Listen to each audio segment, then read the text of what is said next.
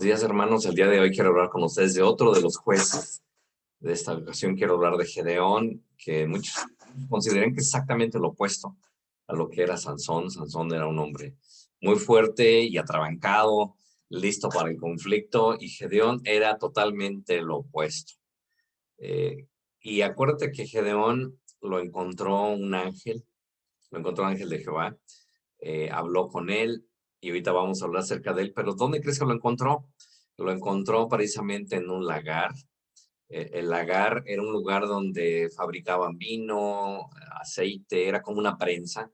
Y es la imagen que ves aquí atrás, es precisamente de un lagar de piedra como el que debe de haber encontrado trabajando Dios a Gedeón. Como podrás ver, pues es un lugar pues, como una pequeña depresión, se podrían esconder en ese lugar. Y era precisamente lo que hacía Gedeón, como ya les comenté, era totalmente lo opuesto a Sansón. A Gedeón no le gustaba llamar la atención. Si tú te acuerdas la historia de Sansón, era todo lo contrario. A él le gustaba llamar mucho la atención, siempre estaba listo para el conflicto, para pelear, pero Gedeón era totalmente lo opuesto. Podrías pensar, bueno, es que si Sansón tenía una fuerza impresionante, pues obviamente no le iba a dar miedo entrar en conflicto, entrar en pelea con nadie, porque sabía que podía ganar. Y incluso cuando lo atraparon, eso fue lo que él dijo: me voy a escapar como las otras veces. Entonces no era un hombre que tuviera miedo de lo que fuera a pasar, porque él confiaba en esa fuerza sobrenatural que tenía. En cambio, Gedeón no fue un hombre que naciera con habilidades sobrenaturales. No hubo nada especial en su nacimiento, a diferencia de Sansón, que fue anunciado que él sería el libertador. Él no creció con esa expectativa de que él iba a liberar al pueblo, y tal vez te puedes identificar más en esta ocasión con Gedeón, porque no ocurrió nada especial en su nacimiento, fue un hombre ordinario, y fue ordinario toda su vida, y no esperaba que Dios los liberara. Él simplemente estaba tratando de irla llevando, como a veces le llegamos a preguntar a algunos hermanos: ¿cómo estás? Pues ahí pasándola. Igualito, así estaba Gedeón, nomás pasándola. Era un hombre que tenía miedo, y este periodo de los jueces comienza poco después de la conquista de Canaán. Moisés y Josué ya estaban muertos, los habían sepultado. Todavía no habían nacido los grandes reyes como Saúl o David o Salomón. Entonces la Biblia comienza describiéndonos este periodo, una vez que ya estaban dentro de la tierra prometida. Y esto la vemos la descripción exactamente de cómo fue ese periodo, en lo que dicen Jueces 17:6, donde dicen: aquellos días no había rey en Israel, y cada uno hacía lo que bien le parecía. Alguien puede pensar, pues no me suena tan mal eso, que yo puedo hacer lo que me da mi gana. El problema con eso es que también carece un liderazgo. Una de las cosas que vemos, por ejemplo, de Moisés es que él preparó un líder, que fue Josué, un líder fuerte, dispuesto a seguir a Dios y a guiar a los demás, pero eso fue algo que no hizo Josué. Él fue un hombre de guerra, ayudó a los israelitas, los lideró para que entraran a la tierra prometida, pero él no preparó a nadie. Después de él simplemente lo que les dijo es: pues yo en mi casa vamos a servir a Dios, pero ustedes ahí como vean. Sí, entonces en ese lado sí fue algo que no hizo Josué. Si Josué hubiera preparado a alguien que siguiera en su lugar, que su ministerio continuara, tal vez las cosas hubieran sido diferentes para los israelitas. Pero lo que pasaba es que incluso todos los jueces que Dios levantó nunca prepararon a un sucesor. Yo pienso que también tiene que ver con que Dios no les dio la instrucción de que fueran a nadie, porque, vamos, no eran igual que los demás pueblos. Los demás pueblos sí tenían un liderazgo bien definido y una sucesión bien definida. Y los israelitas no, porque Dios era su rey. Dios era una teocracia. Dios era el rey de ese pueblo. El problema es que la gente, igual que el día de hoy, como que se le olvidan todas las cosas que Dios ha hecho para ellos. Entonces, fíjate qué es lo que pasaba. Ellos caían en un ciclo en el cual comenzaban adorando dioses falsos, imitaban a los pueblos paganos, sus prácticas que seguían los cananitas, incluyendo todo tipo de inmoralidad que pudieras imaginarte. Y después, para que ellos se pudieran arrepentir, pues Dios los dejaba a manos de los pueblos de alrededor. Eran oprimidos, y cuando la opresión llegaba a un punto en que ya no se aguantaba más, entonces sí, volteaban sus ojos, se arrepentían, clamaban a Dios que levantara un libertador, un héroe, un campeón. Y hoy en día, como que la gente todavía sigue esperando héroes, ¿no? Es algo que nos gusta, esperar un héroe, un campeón que te vaya a guiar, que te muestre el camino. Y a falta de héroes, entonces, pues tenemos héroes de los deportes, ¿verdad? Seguimos los partidos.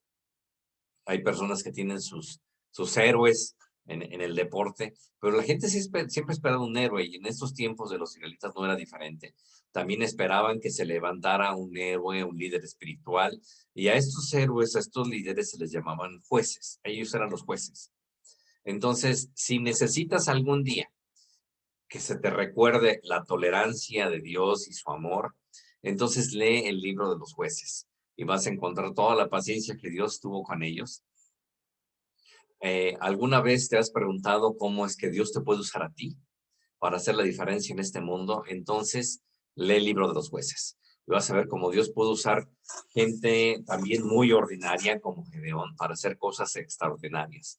La historia de Gedeón toma lugar en el libro de Jueces 6, y vemos en el versículo 1 y 2 que dice: los hijos de Israel hicieron lo malo ante los ojos de Jehová, y Jehová los entregó en mano de Madián por 7 años, y la mano de Madián prevaleció contra Israel, y los hijos de Israel, por causa de los madianitas, se hicieron cuevas en los montes y cavernas en lugares fortificados. No sé si tú te acuerdas de los madianitas, pero tal vez sí te acuerdas de un madianita muy famoso, que era Jetro, que fue el suegro de Moisés.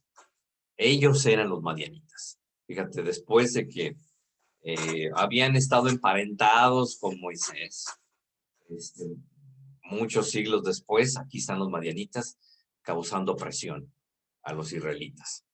De estos son los que estamos hablando. Mira, los madianitas eran una tribu seminómada, y que esperarían ellos hasta que los israelitas ya hubieran cosechado sus cosechas, y que ya habían criado al ganado, ya estaba de buen tamaño para comerse. Entonces, en ese momento es que bajaban los madianitas y atacaban a Israel, robando todo lo que pudieran llevarse, y destruían lo demás.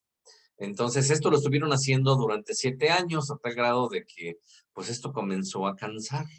Y entonces, en ese momento, claman a Dios, ¿verdad? Pero Gedeón no era el gran héroe que todo el mundo estaría esperando.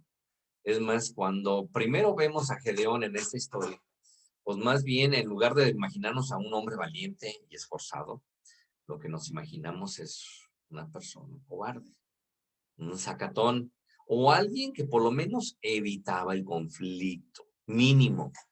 Entonces, aquí lo que nos presenta la Biblia de él en Génesis 6:11, dice: vino el ángel de Jehová y se sentó debajo de la encina que está en Ofra, la cual era de Joás Abisierrita, y el hijo de Gedeón estaba sacudiendo trigo en el lagar para esconderlo de los madianitas. Entonces, fíjate, vemos otra vez el ángel de Jehová. En esta ocasión vemos que encuentra a Gedeón escondido. Ya viste, este lagar, pues es como una especie de pozo, que él estaba ahí. Dice que estaba escondido, se estaba escondiendo los madianitas. Fíjate, el lagar es un recipiente o un pozo donde se utilizaba para prensar las uvas. O sea, ahí se bajaban descalzos y las pisaban. También se utilizaba para exprimir manzana o aceituna, y para obtener un caldo con el cual se hacía el vino, sidra o aceite de oliva. Entonces, hasta el día de hoy, en algunos lugares del Medio Oriente, puedes ver gente cuál es el procedimiento que utilizaban, y el procedimiento que también se usaba en esos tiempos bíblicos para poder extraer la cosecha del trigo. Lo que hacían es que agarraban todo el tallo del trigo y lo aventaban al aire con una especie de tridente. Entonces el viento le ayudaba a separar el trigo de lo que era toda la planta. Entonces, esas labores se hacía entonces también. Entonces, si tú ves este pozo, un pozo como este donde estaba, no digo que sea este, simplemente es la manera como eran en ese tiempo, cómo se construían, pero no es el mejor lugar para poder hacer eso porque necesitas que el viento sople y te ayude a separarlo. Y si estás metido en un hoyo, entonces el viento no te va a ayudar. Entonces, quiere decir que esto podría él separar muy poquito grano a la vez.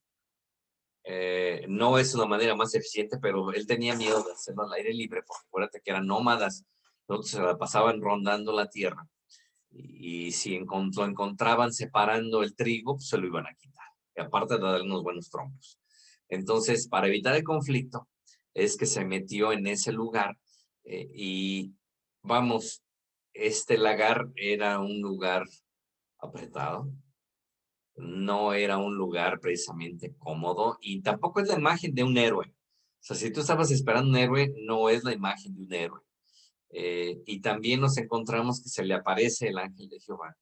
Y las primeras palabras que le dice el ángel es varón valiente y esforzado. ¿Sabes por qué? Porque lo ve con ojos de fe. Porque si tú y yo lo vemos con nuestros ojos terrenales, no estamos viendo un hombre valiente.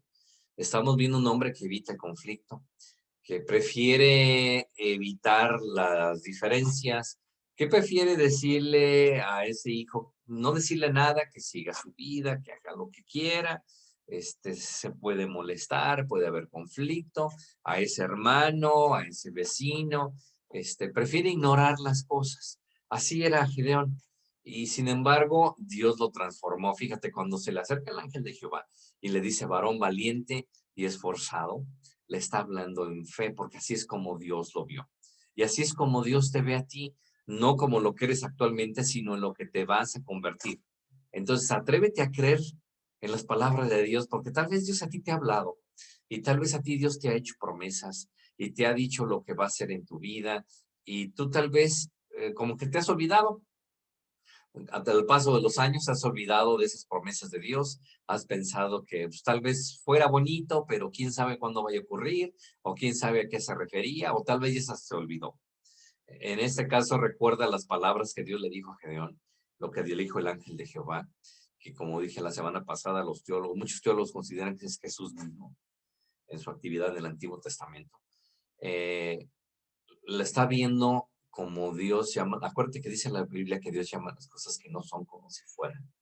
Eso es fe.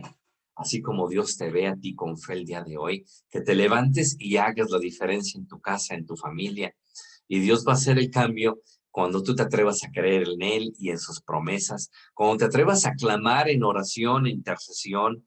Mira, pasan las cosas porque pasamos tiempo en intimidad con Dios. Así es como van a suceder las cosas. Tú te preguntas, ¿cuándo va a pasar esto? Comienza a pasar tiempo en intimidad con Dios.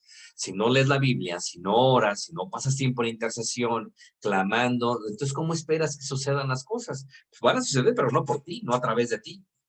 Si tú quieres ser parte de lo que Dios está haciendo en este mundo el día de hoy, comienza a tener fe, comienza a clamar, comienza a leer su palabra, comienza a reunirte con tu familia. No solamente en la iglesia, ten un tiempo entre semana con tu familia para que lean la Biblia, para que clamen. Y fíjate, aquí se le aparece el ángel de Jehová. Y ¿sabes cuál es la respuesta de Gedeón? La respuesta de Gedeón cuando le dice, varón valiente y esforzado, no dijo, ese soy yo, aleluyita. No, no dijo nada de eso. ¿Qué fue lo que dijo? Dice, Gedeón le respondió, ay, Señor mío, si Jehová está con nosotros, ¿por qué nos ha sobrevenido todo esto? ¿Y dónde están sus maravillas? Que nuestros padres han contado diciendo, no nos sacó Jehová de Egipto y ahora Jehová nos ha desamparado y nos ha entregado en la mano de los madianitas, de ahí donde era el suegro de Moisés. Ellos son los que nos traen opresión ahora. Eso ya no se lo dijo, pero eso lo debe de haber pensado, ¿eh? ¿Puedes sentir en las palabras de Gedeón un poco de frustración y amargura con Dios por la situación en la que se encuentra? También podemos ver una mentalidad de víctima.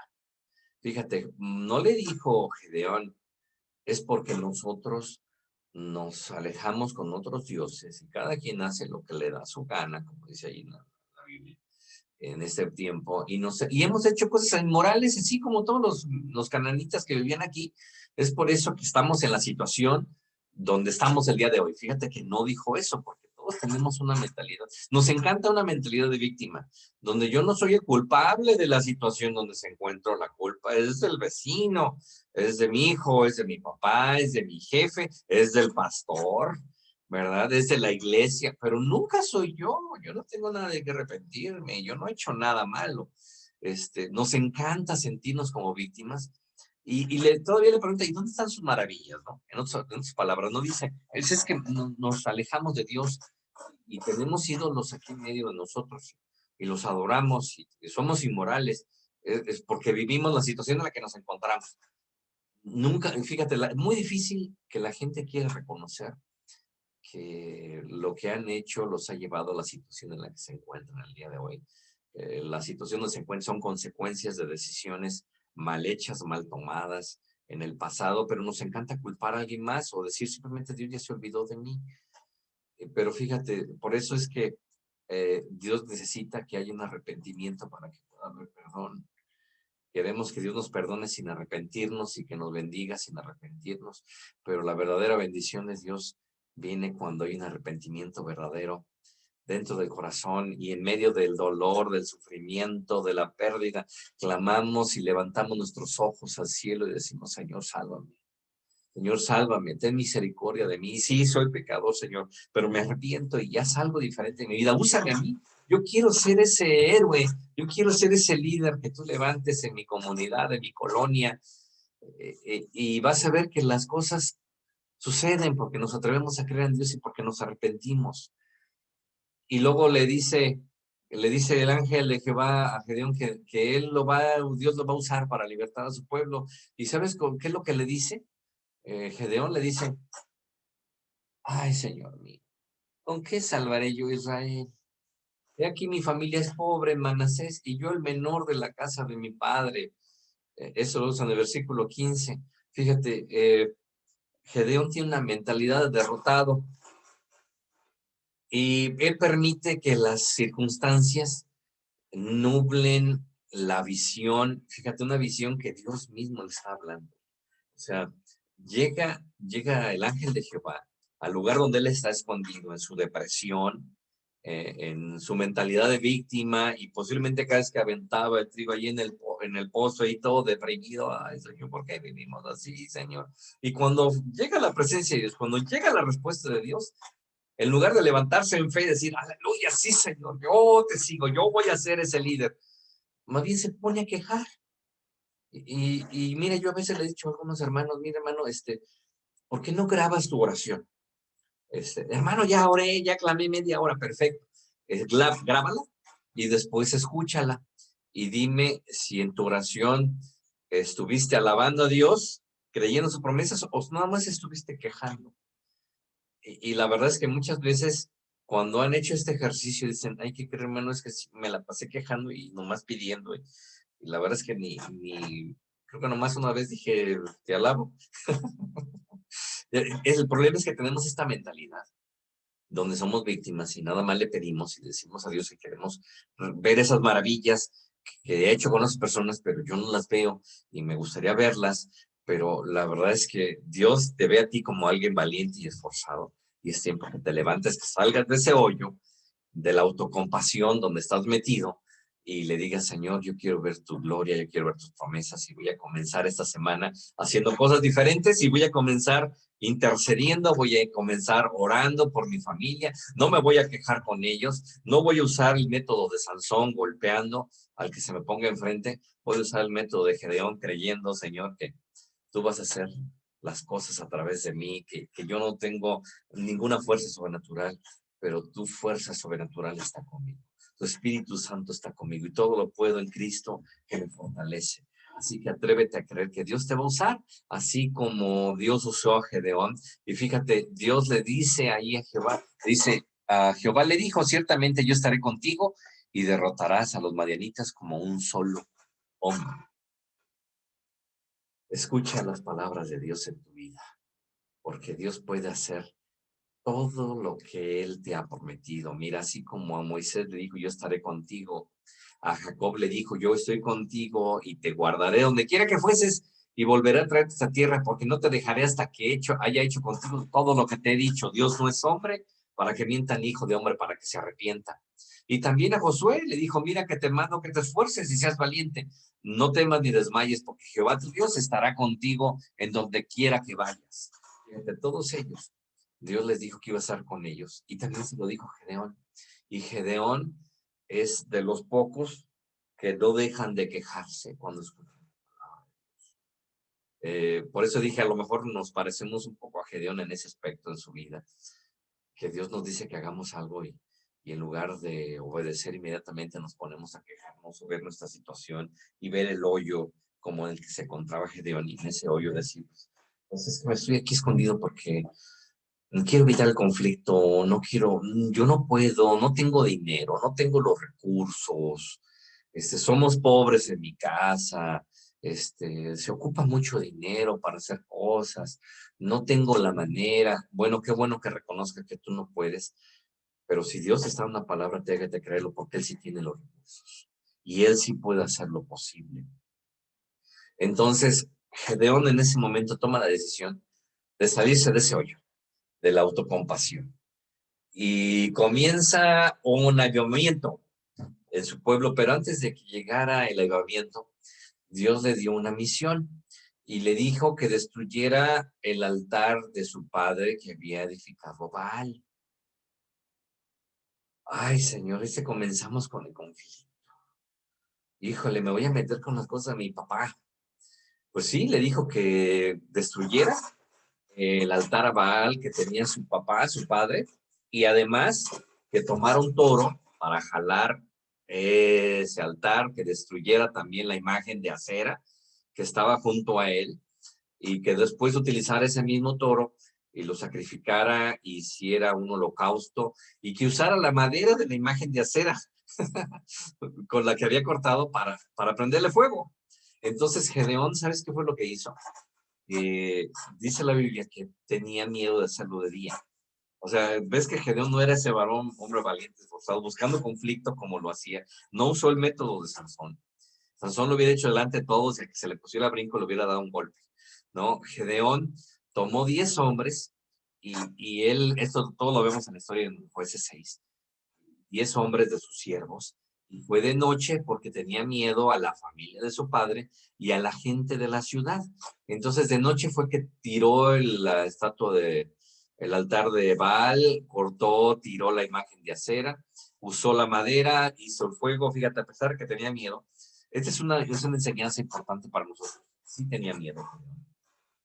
Era un hombre que quería evitar el conflicto, pero sin embargo obedeció la palabra de Dios, aún con todos sus temores. No dejó que sus temores decidieran las cosas que él podía o no podía hacer para Dios.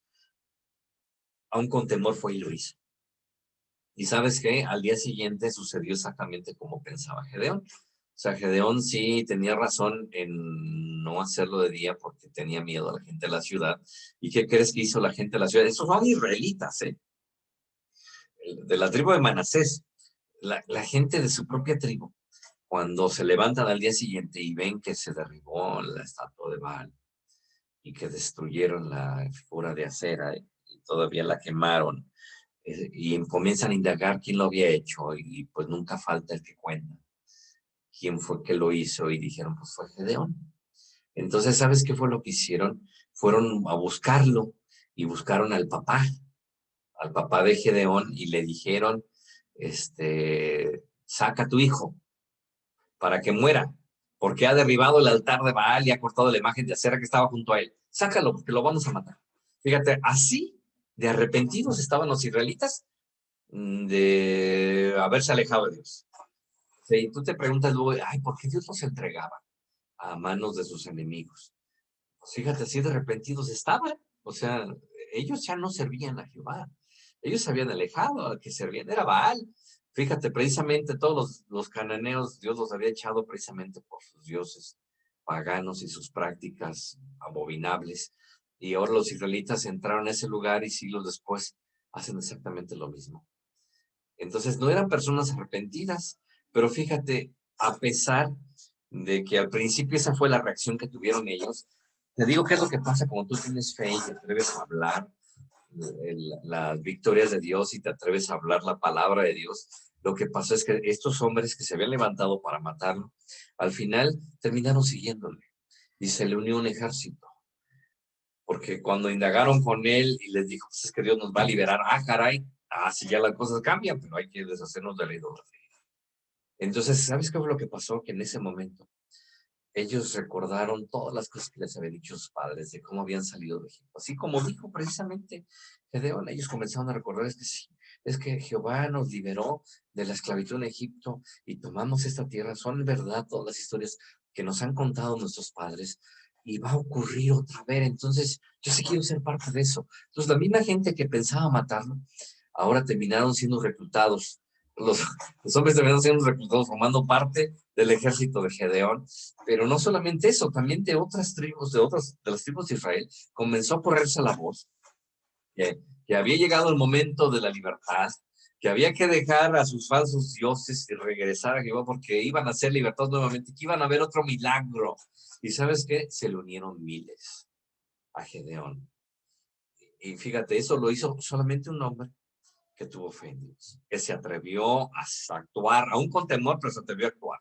No sé si tú acuerdas de un reto que era muy famoso hace mucho tiempo, que había un reto de recorrer una milla, o sea, 1.6 kilómetros en menos de 4 minutos. Eso era un reto que se había intentado por miles de años, aún hay registros de los antiguos griegos que intentaron lograr esa meta. Y sabes qué, no lo conseguían a sus atletas. Entonces llegaron a cosas extremas los griegos, como a soltarles animales salvajes a los corredores. Se les soltaban animales salvajes para que los corretearan y a veces por el temor de ser devorados corrían más y lograban la meta. Por eso es que no lograron. Lo que sí pasa es que algunos se los comieron, esos animales salvajes, pero ni aún así con el temor lograron romper esa marca.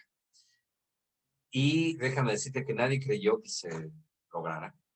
Los investigadores de médicos habían llegado a la conclusión que la estructura ósea del cuerpo humano era insuficiente y nuestro poder de pulmón, la fuerza en sus pulmones, eran inadecuadas con la resistencia del viento para lograr una meta de esas características. Pues un animal como un tigre pues, podría hacerlo, un chita sí podría ser, pero el ser humano simplemente no tiene la condición física, no tiene la genética para poder hacer algo así. Pero sabes que en 1954 hubo un hombre que se llamaba Roger Bannister y él logró romper esa marca y logró correr una milla, 1.6 kilómetros en 3 minutos con 59 segundos y 4 centésimas. Entonces, muchos creyeron que había sido la chiripa. Dijeron, fue una chiripa, jamás lo volverían a lograr nadie. Y sabes qué, 46 días después, el récord de Bannister lo rompió un corredor finlandés, todavía un poquito más abajo de la marca de lo logró. Y después de esto, pues ya miles de personas han logrado esta meta. ¿Sí? Entonces se dieron cuenta, un hombre probó que era posible, entonces muchos lo siguieron. Así también Gedeón, muchos lo siguieron y dijeron que es el tiempo de dejar la idolatría. Es el tiempo de ser libres. Es el tiempo de que Dios transforme a un cobarde en un conquistador.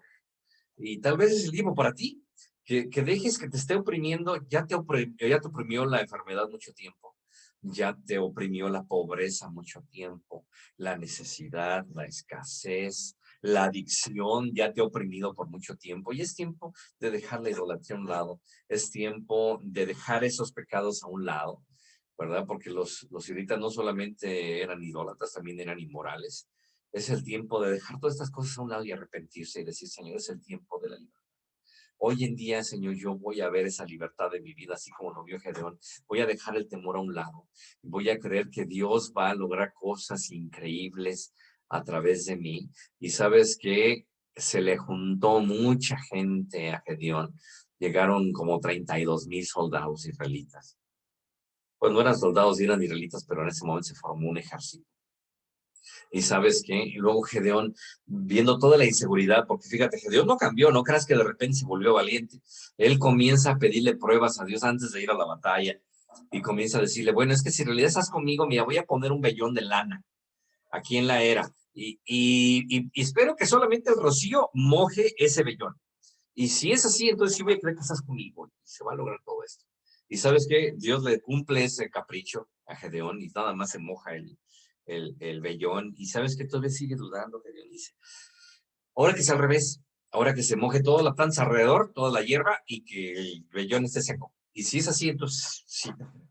Fíjate, ¿por qué crees que pedía todas las cosas? Pues porque dentro Gedeón no era ese varón valiente y esforzado, todavía seguía viéndose como un hombre indeciso, cobardón, y ahora todo lo comienza a seguir la gente y se le junta un ejército. ¿Y sabes qué? Dios tiene paciencia con él porque él sigue viendo un hombre valiente y esforzado en él. Dios llama a las cosas que no son como si fueran. Eso se llama fe. Y tenemos que tener esa fe nosotros el día de hoy. Y sabes qué? A pesar de que se le junta toda esa gran multitud y tiene un buen ejército, Gedeón, todavía los madianitas lo superan 3-1. Entonces, pues tiene miedo, obviamente, ¿no? Que lo superan 3-1. Y ¿sabes qué? ¿Sabes qué es lo que dice Dios? Fíjate, cómo Dios ve las cosas diferentes. Porque Gedeón está pensando que le faltan nombres. Por eso comienza a pedirle a Dios que demuestre que realmente los van a vencer. Que le pide pruebas. Y aún así, ¿sabes qué es lo que ve Dios? Dios lo que ve es que son muchos. Dice, pues es que van a decir que pues, ellos fueron fuertes, fueron ágiles, diestros. Entonces le pide a Dios que haga cosas ahora, así como Gedeón le pide a Dios que haga cosas para demostrarle que Dios está con él y los va a liberar. Ahora Dios le pide a Gedeón que haga cosas para quitar gente del ejército y primero le dice, los que tengan temor, que madrugue y desuelva su casa, se vayan. Y sabes que se regresaron 22 y nada más se quedaron 10,000. ¿Y tú qué pensarías si fueras parte de este ejército? ¿Cómo te sentirías si fueras Gedeón? Y que estás con un ejército que ya está superado 3-1. Y todavía, aparte de que está siendo superado 3-1, todavía Dios te pide que se vayan varios. Yo me sentiría muy contento. Y yo estoy seguro que tú tampoco, ni muy confiado, ni muy convencido. Si ves que el ejército comienza a reducirse y le pides que los que tengan miedo vayan, y se quedan nada más 10,000. ¿Tú cómo te sentirías si fueras Gedeón? ¿Tú cómo te sentirías si fueras uno de los que se quedaron siguiendo? ¿No pensarías que son tontos? ¿No pensarías a juzgarlo? ¿A criticarlo? A decir, oye, hermano, es que, pues como que así no se hacen las cosas, hermano, al contrario, hay que invitar que venga más gente. Como que la estamos regando, ¿no? Y todavía Dios los ve y todavía dice que son muchos. Y todavía le pide que pasar otro filtro, ¿verdad? Y ya nada más le quedan 300. Y ahora sí, cuando hay 300 contra 100,000, pues ahora sí ya no queda manera de creer que fue por fuerza. Ahí sí tiene que haber un milagro, ya no hay de otra. Y sabes qué, él sigue otra vez pidiéndole pruebas a Dios. Te digo, Gedeón no era un hombre muy valiente ante los ojos de cualquier ser humano, pero era delante de los ojos de Dios. Al final sí terminó siendo un hombre muy valiente y esforzado, así como Dios me dijo. Pero fíjate, si seguimos leyendo aquí en este pasaje, vemos que Dios le dice, después de que se queda con 300, le dice, y si tienes temor de descender, baja tú con furia a tu criado al campamento y oirás lo que habla. Entonces tus manos se esforzarán y descenderás al campamento. Y él descendió con furia a su criado hasta los puestos avanzados de la gente armada que estaba en el campamento. O sea, en otras palabras, bajó al campamento enemigo, porque le dijo Dios que si tenía temor de descender con esos 300 a atacar, entonces bajara con su criado y escuchara lo que estaba hablando el enemigo. Entonces él hizo esto, descendió, dice, hasta donde estaban los puestos avanzados.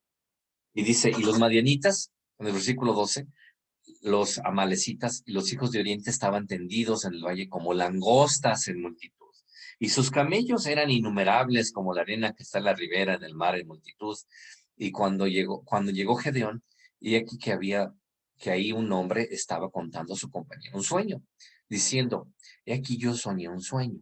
Veía un pan de cebada que rodaba hasta el campamento de Madián, y llegó a la tienda y la golpeó de tal manera que cayó y la trastornó de arriba abajo, y la tienda cayó.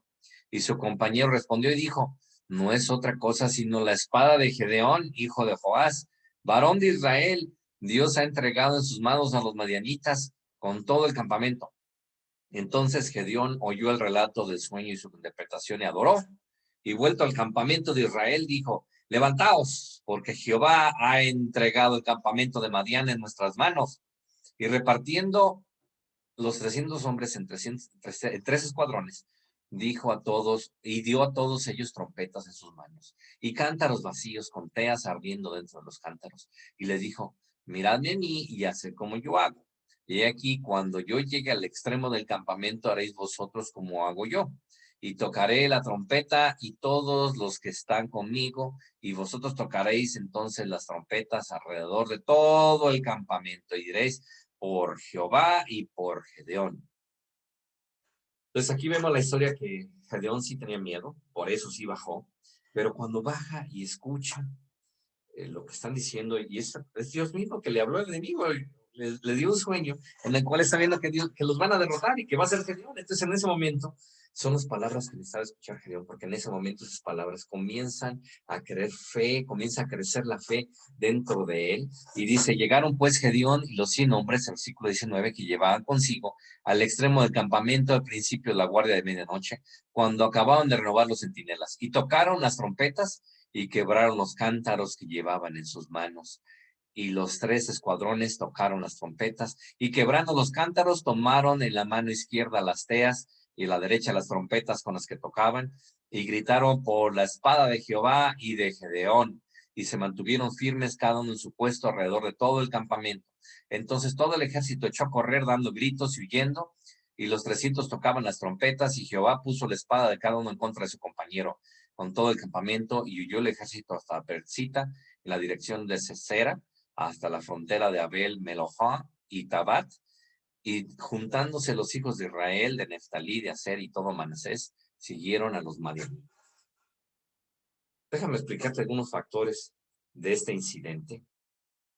En el antiguo Oriente no peleaban los ejércitos de noche. Y la razón, porque la rara vez había un enfrentamiento de noche, es porque solamente unos cuantos podrían llevar antorchas.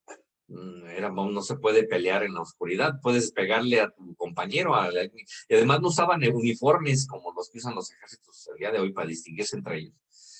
Entonces, en medio de la oscuridad era muy fácil que te confundieras y atacaras a tu gente, a tu propia gente, a tu propio ejército, que pelearan entre ellos mismos.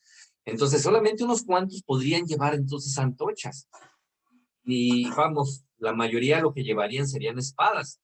Y también unos cuantos estarían llevando trompetas durante la batalla para dar instrucciones de atacar o de retirarse. Ellos tenían sus órdenes. Entonces, cuando los madianitas se despiertan en medio del ruido de las trompetas de estos 300, ven las antorchas.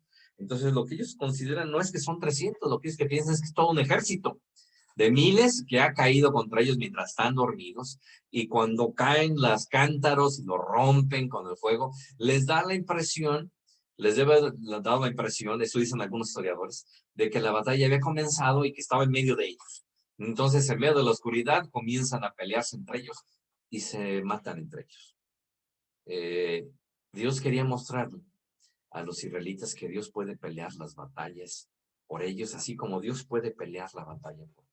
Dios está esperando que tú te conviertas en un conquistador, que dejes los temores a un lado. Si no te has atrevido a hablarle a algún familiar, a algún vecino, no te has atrevido a hablarle del poder de Dios, comienza el día de hoy, llénate de valor, llénate de valor. Yo me acuerdo, mi papá no era una persona que quisiera escuchar de la palabra de Dios, pero un día mis hermanos y yo nos armamos de valor para hablarle del amor de Dios. Así que ármate de valor, planea Invítalos a reuniones de intercesión, invítalos a ver mensajes como este, y ten valor y atrévete a creer que Dios tiene cosas diferentes para ti, cosas buenas, que esa enfermedad la vas a derrotar, que esa pobreza también se va a hacer a un lado y Dios va a traer comida a tu casa, Dios va a proveer en tu casa. Atrévete a creer que Dios todavía tiene las mejores cosas para ti adelante, y tú puedes ser ese Gedeón en tu colonia, en tu casa, en tu familia, en tu trabajo. Hermanos, déjame orar por ti antes de irnos. Padre Celestial, venimos delante de ti, Señor, clamando que tú, Señor, eres Rey de Reyes, Señor de Señores, y que tú tienes cosas increíbles para nosotros, y que nos vas a ayudar, Señor, y que vas a confundir a mis enemigos, Señor, a mis adversarios, a la enfermedad, Señor, que se alejan en el nombre de Jesús. Y yo veré la victoria, y tú luchas mis batallas el día de hoy, en el nombre de Cristo Jesús. Y yo voy a hablar de ti, de tu poder, Señor, y no tendré temor. Me voy a salir de ese pozo de la autocompasión y voy a clamar y voy a creer, Señor, que tú vas a hacer las cosas plenas en mi vida, en el nombre de Cristo Jesús. Hermanos, si este mensaje fue de bendición para tu vida, compártelo, dale like, nos vemos la próxima semana, y no se te olvide integrarte en algún grupo de intercesión si es que no tienes alguno. Dios te bendiga, hasta luego.